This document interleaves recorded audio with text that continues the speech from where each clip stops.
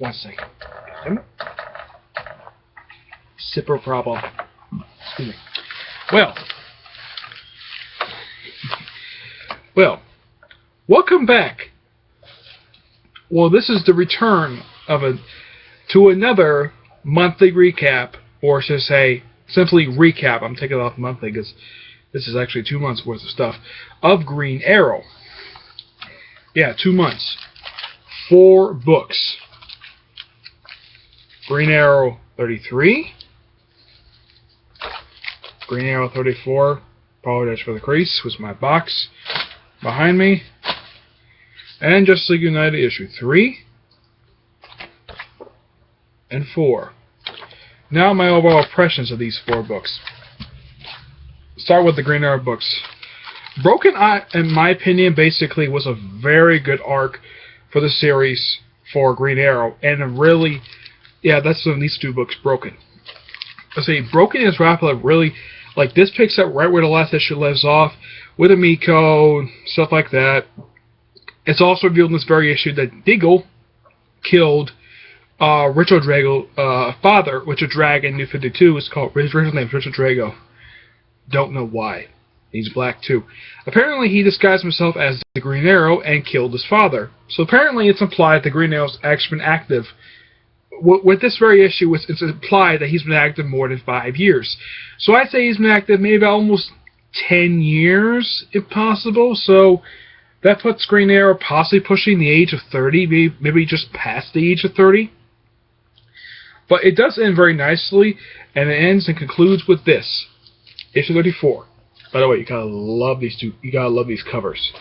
Issue 34 basically wraps up this whole storyline really well, with all the Longbow hunters getting captured, with the exception of Count Vertigo.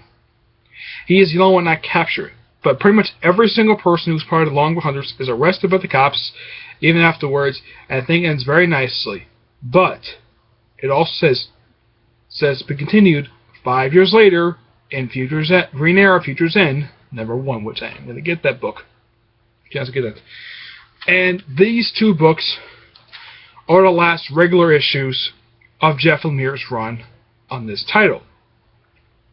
I may have jumped in a little bit late on the title of his run, but I have thoroughly enjoyed his run.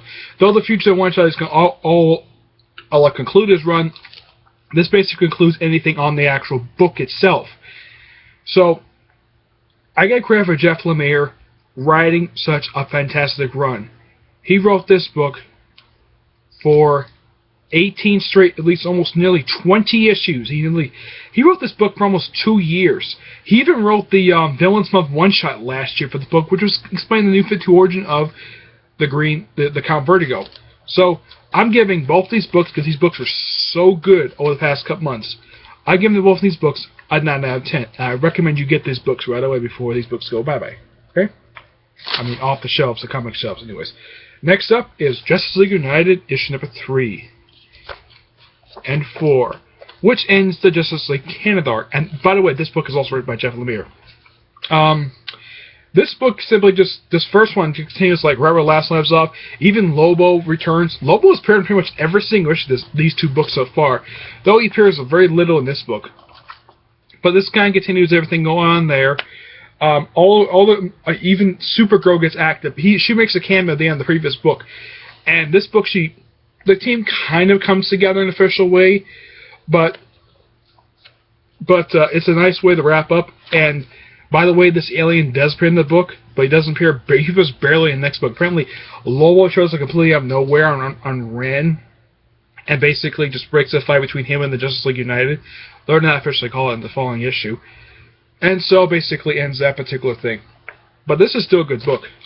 And of course you got Justice League United issue #4.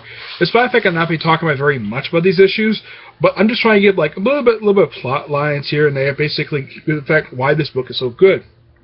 One thing, Adam Strange. I will spoil one thing. This is out for a little while. Adam Strange does not return to Earth with this very issue. He stays on the planet Ren. But his fiancée stays on Earth.